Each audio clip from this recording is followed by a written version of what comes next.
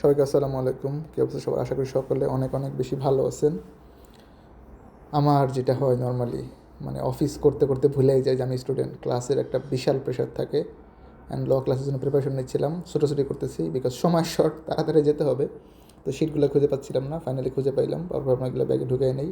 আর কয়েকটা শিট ছিল এগুলো আমার প্রয়োজন না, এগুলো বের করে রাখার ট্রাই করতেছিলাম। যেগুলো প্রয়োজন ওগুলো নিয়ে নিচ্ছি। মোবাইলটা আসলে খুব ইম্পর্ট্যান্ট বিকজ অনেক ইম্পর্ট্যান্ট কল থাকে। সো সবগুলো ফোন না নিয়ে একটা ফোন নিয়ে গেলাম, যেহেতু প্রয়োজন হলে খুঁজে পাই।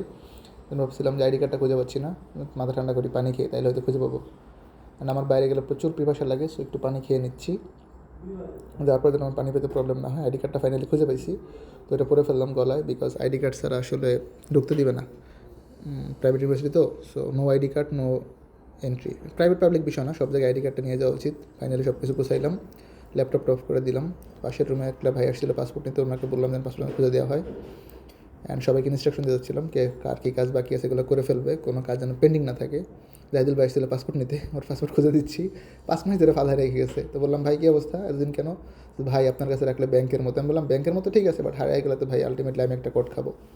দেন কিছু পেপার্স নিয়ে নিচ্ছিলাম বিকজ আমার ওইখানে পেপার্সের কিছু প্রয়োজন ছিল, যেহেতু পেপার্স প্রয়োজন। সো আমি নিয়ে নিলাম পেন পেপার যা যা লাগে আর কি ক্লাস করার জন্য, সবগুলো অ্যাজ এ স্টুডেন্ট সব কিছু নিয়ে নিলাম। জাহিদুল বলছে ঠিক আছে ভাই যান ক্লাস করতে। তো ওরা পাসপোর্টটা ফাইনালি খুঁজে পেয়েছে, ওনাকে দিয়ে দেওয়া হয়েছে। সব কিছু কমপ্লিট করে ব্যাগটা চেক করে আমি বের হয়ে যাচ্ছি। অ্যান্ড সিএমকে বললাম কেউ আসলে যেন সব সলভ করে দেয়, এটা বলে বাই দিয়ে বের হইলাম। এই সেই বিখ্যাত চেয়ারবাড়ি ফুটওভার ব্রিজ, ভাই পাশের ভিউটা ওয়াও। অ্যান্ড আজকের রাস্তায় তেমন কোনো জ্যাম ছিল না, সো আমি সব দেখে শুনে বের হচ্ছিলাম। আর এই সামনের জায়গাটা আমার খুবই পছন্দের, আপনার হচ্ছে এলিভেটেড এক্সপ্রেসওয়ে, যেটার পূর্ব পাশ, এখানে গাড়িগুলো উঠতেছিল। সামনে হচ্ছে সেতু ভবন, ভিউটা দেখেন, মাইন্ড ব্লোয়িং। ভাবছি একটা ড্রোন ফ্লাই দেবো একদিন এখানে।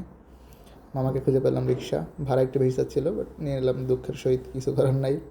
আমি একটু নিজের থোবরাটা দেখতেছিলাম যে আমি কি আসলে অনেক বেশি কালো। ওটা দেখি না, মোটামুটি কালো, অনেক বেশি না, হালকা পাতলা কালো।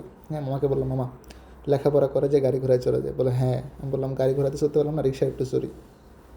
ফাইনালি মেন রাস্তায় চলে আসছি, যেহেতু ক্যাম্পাস মহাখালী অলরেডি খুবই কাছাকাছি। ক্যাম্পাসে ঢোকার আগে ভাবলাম নিজেকে আরেকবার একটু দেখে নিই কী অবস্থায় লাগতেছে। মোটামুটি আলহামদুলিল্লাহ।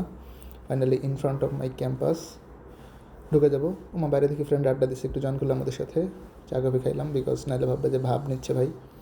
সো দেখা করা শেষ, এখন ক্লাসও শেষ, ক্লাস শেষ, দেখা যাবো। আল্লাহ হাফেজ।